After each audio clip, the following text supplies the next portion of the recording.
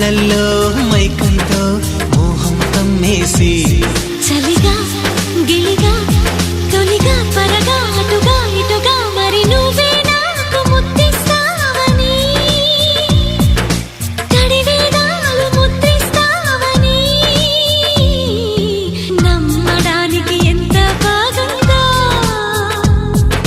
నీకోసం రెక్కల గుర్రం ఎక్కి వస్తానని